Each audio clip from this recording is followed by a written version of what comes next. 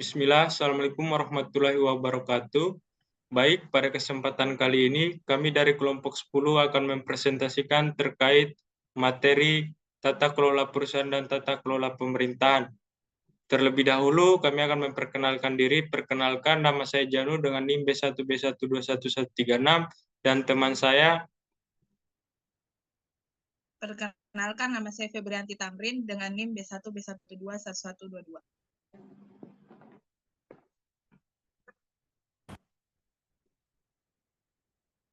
Ya, perkenalkan nama saya Kadek Indra Gunawan dengan NIM B1B1211138. Perkenalkan, nama saya Kadek Lianovitasari dengan NIM B1B1211139. Baik, untuk mengefisienkan waktu, saya persilakan selanjutnya kepada pemateri pertama untuk memaparkan materi terkait. Saya persilakan kepada pemateri pertama. Baik, terima kasih. Saya akan menjelaskan terkait bab 1 tentang latar belakang tata kelola pemerintahan dan tata kelola perusahaan. Tata kelola pemerintahan dan perusahaan merupakan landasan penting dalam manajemen yang transparan, akuntabel, dan efektif. Prinsip tata kelola yang baik bertujuan meningkatkan kepercayaan publik, mencegah penyalahgunaan kekuasaan, serta mendorong partisipasi dan kepatuhan hukum. Dalam pemerintahan, tata kelola yang baik bertujuan untuk membangun sistem yang responsif, efisien, dan berkelanjutan dengan penerapan nilai-nilai seperti transparansi, akuntabilitas, dan keterlibatan masyarakat. Hal ini penting untuk mengurangi praktik korupsi, kolusi, dan nepotisme, serta membangun kepercayaan masyarakat terhadap institusi publik. Di sektor perusahaan, tata kelola berfokus pada corporate governance yang mengatur perusahaan agar bertindak etis dan bertanggung jawab, melindungi kepentingan pemangku kepentingan. Di Indonesia, peraturan dari OJK mendorong penerapan tata kelola perusahaan untuk menjaga stabilitas dan kepercayaan di pasar. Dengan menerapkan tata kelola yang baik, di sektor pemerintahan maupun perusahaan diharapkan dapat tercipta ekosistem yang mendukung pertumbuhan berkelanjutan, mengurangi ketidakpastian, dan memperkuat hubungan dengan masyarakat. Tata kelola yang baik berfungsi sebagai fondasi yang mempromosikan stabilitas, kepercayaan publik, dan efisiensi dalam seluruh proses manajemen organisasi di berbagai sektor. Adapun rumusan masalah dari tugas ini yaitu bagaimana tata kelola pemerintahan Provinsi Sulawesi Tenggara tahun 2024. Yang kedua, bagaimana tata kelola perusahaan PT Salim Infomas Pratama Tbk tahun 2023. Dan tujuan penulisannya yaitu untuk mengetahui tata kelola pemerintahan Provinsi Sulawesi Tenggara tahun 2024 dan untuk mengetahui tata kelola perusahaan PT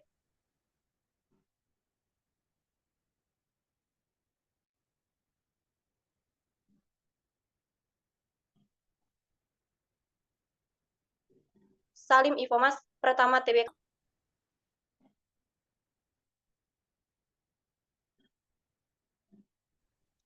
Pemerintahan dan proses dan hasil politik kelembagaan yang bertujuan untuk mencapai tujuan pembangunan. Tata kelola pemerintahan yang baik atau good governance mencakup proses pengambilan keputusan, tindakan pemerintah, dan pengelolaan sumber daya. Good governance tidak hanya sebatas pengelolaan lembaga pemerintahan, namun mencakup semua lembaga baik pemerintahan maupun non-pemerintah. Tata kelola perusahaan atau corporate governance merupakan suatu sistem yang dirancang untuk mengarahkan pengelolaan perusahaan serta profesional berdasarkan prinsip-prinsip transparansi, akuntabilitas, tanggung jawab, independen, kewajaran, dan kesetaraan. Selanjutnya yaitu Tata Kelola Pemerintahan Provinsi Sulawesi Tenggara tahun 2024. Yang pertama, tujuan dan prinsip dasar. Perda ini bertujuan untuk menyediakan data yang akurat dan terintegrasi guna mendukung perencanaan pembangunan yang berkelanjutan. Prinsip yang diusung meliputi partisipasi, yang artinya melibatkan masyarakat dalam proses pendataan. Yang kedua itu transparan. Yang kedua itu transparan, menjamin akses masyarakat terhadap informasi. Yang ketiga, akuntabel, artinya setiap tahapan pendataan dapat dipertanggungjawabkan. Selanjutnya, terintegrasi, artinya keterkaitan antara perencanaan, pelaksanaan, dan pengawasan. Berkelanjutan, artinya pendataan dilakukan secara terus-menerus untuk mendapatkan data terkini. Yang terakhir adalah komprehensif, menjamin bahwa semua aspek pemerintah daerah diakomodasi dalam sistem ini. Yang kedua yaitu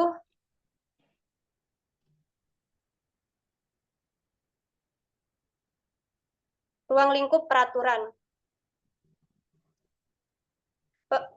Peraturan dalam Perda ini meliputi kebijakan sistem penyelenggaraan pemerintahan berbasis data.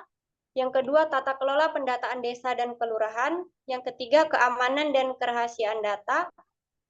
Selanjutnya, partisipasi masyarakat dan penanggung jawab dan pembinaan, serta pengawasan dan pendanaan.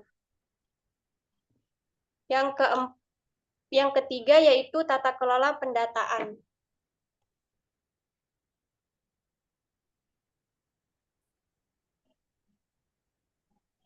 Tata kelola pendataan diatur dengan jelas melibatkan berbagai pihak mulai dari pemerintah provinsi hingga desa atau kelurahan. Proses pendataan dilakukan dengan membentuk tim di setiap level pemerintah, penyusunan dokumen perencanaan seperti RPJMD, RPD, dan RKPD. Yang terakhir, pemanfaatan teknologi digital untuk efisiensi dalam pengumpulan dan pengelolaan data. Yang kelima, yang selanjutnya itu partisipasi masyarakat. Partisipasi masyarakat sangat ditentukan dalam pelaksanaan pendataan. Masyarakat diajak untuk terlibat dalam berbagai tahap, mulai dari pencarian hingga pemutakhiran data. Hal ini bertujuan untuk meningkatkan akurasi data dan menjaga transparansi. Selanjutnya yaitu terkait tata kelola perusahaan PT Salim Infomas Pratama Tbk. Yang pertama adalah struktur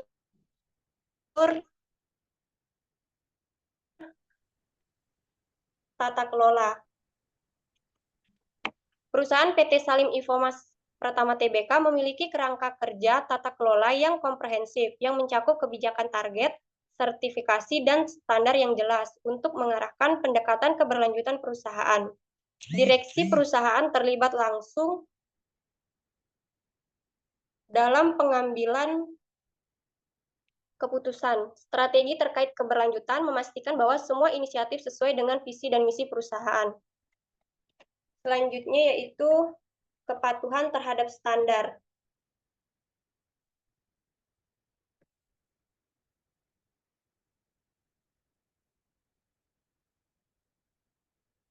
Kepatuhan terhadap standar. Perusahaan mematuhi standar sertifikasi ISPO dan spesifikasi dari proper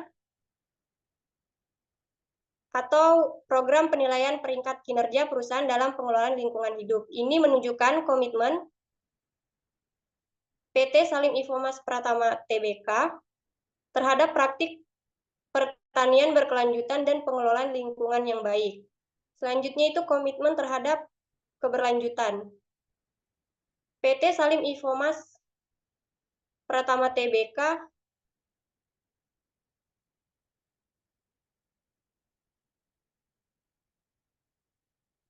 berpegang pada komitmen yang mencakup larangan penanaman di lahan gambut dan praktek pembakaran. Kebijakan ini mendemonstrasikan tanggapan dan melindungi lingkungan dan hak asasi manusia. Selanjutnya, pengelolaan risiko. Perusahaan mengintegrasikan risiko terkait perubahan iklim ke dalam proses manajemen risiko perusahaan. Yang terakhir yaitu keterlibatan pemangkingan. PT Salim Infomas Pratama Tbk melibatkan pemangku kepentingan internal dan eksternal dalam implementasi rencana keberlanjutan. Ini termasuk kolaborasi dengan petani kecil dan pemangku kepentingan lainnya untuk memastikan standar keberlanjutan di seluruh rantai pasokan. Sekian dari saya kembalikan ke moderator. Baik, untuk pemateri selanjutnya saya persilakan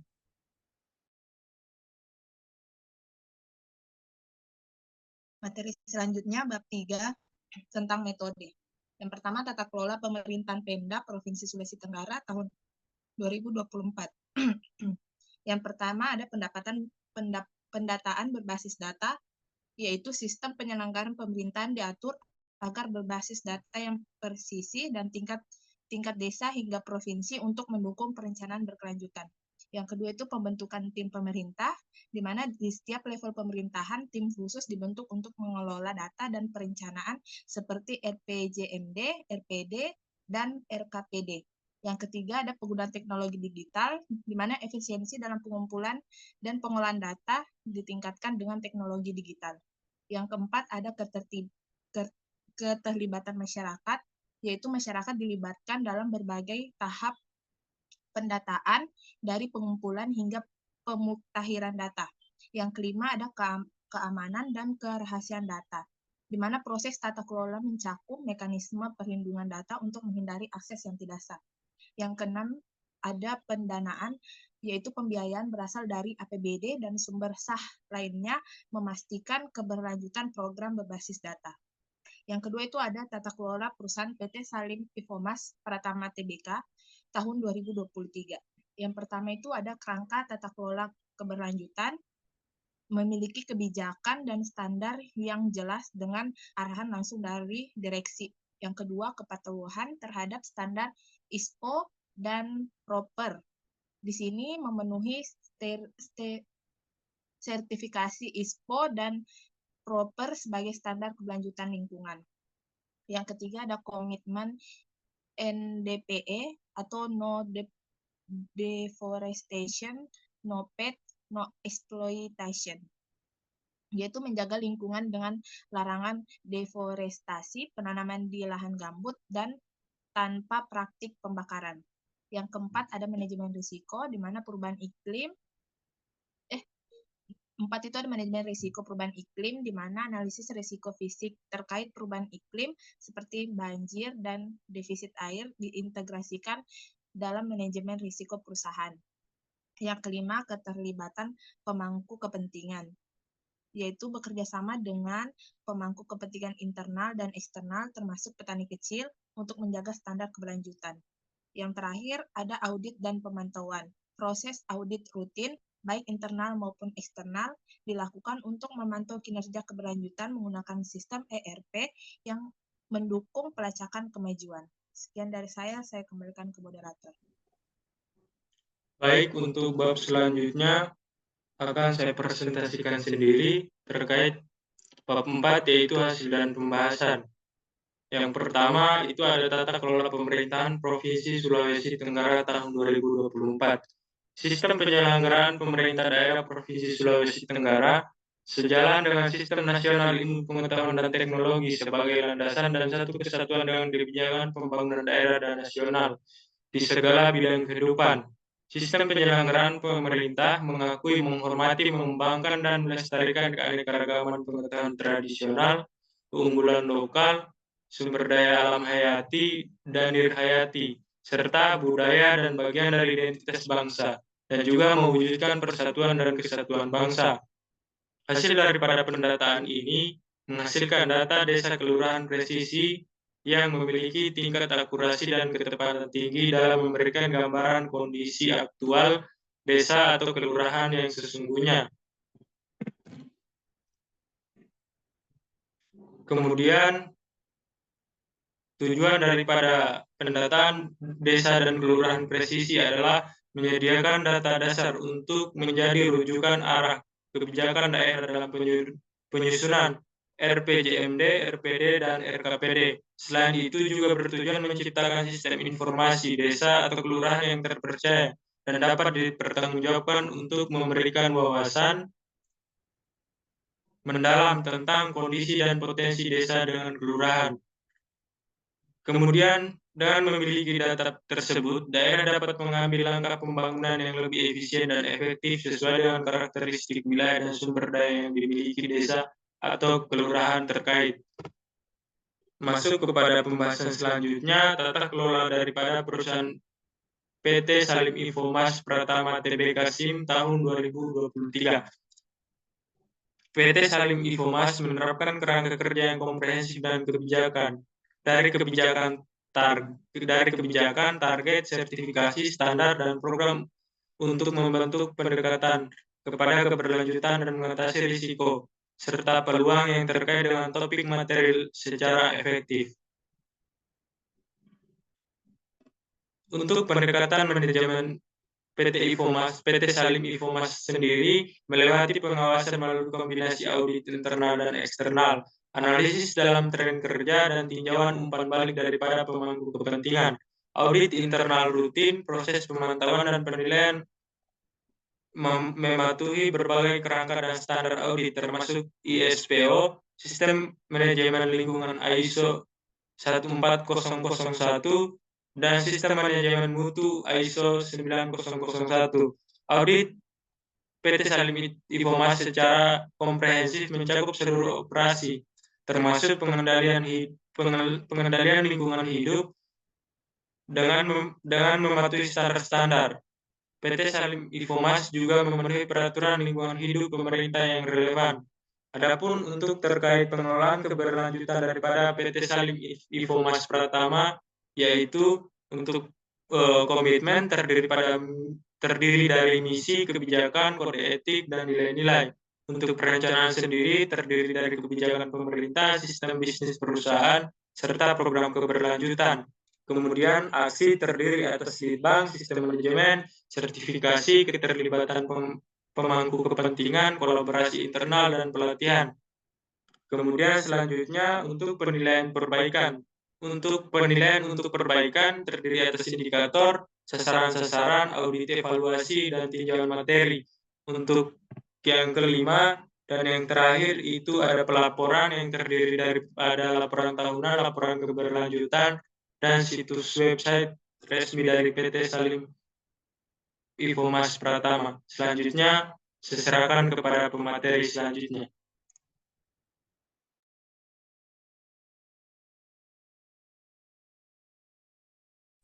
Ya, baik, terima kasih. Langsung saja di sini saya melanjutkan, yaitu kesimpulan. Kesimpulannya dapat saya simpulkan, yaitu tata kelola yang baik di Provinsi Sulawesi Tenggara dan PT Salim Infomas Pratama menunjukkan betapa pentingnya penerapan pendekatan berbasis data dan prinsip keberlanjutan di tingkat pemerintahan. Penggunaan data presisi dari desa hingga provinsi berfungsi sebagai landasan untuk perencanaan yang efektif, mendukung partisipasi masyarakat, dan menjamin transparansi serta akuntabilitas. Keterlibatan masyarakat dalam pendataan menghasilkan informasi yang akurat dan relevan untuk pengambilan keputusan pembangunan. Sementara itu, di sektor perusahaan, PT Salim Infomas Pratama Tbk menunjukkan komitmen terhadap keberlanjutan melalui kebijakan NDPE dan kepatuhan terhadap standar lingkungan seperti ISPO dan PROPER.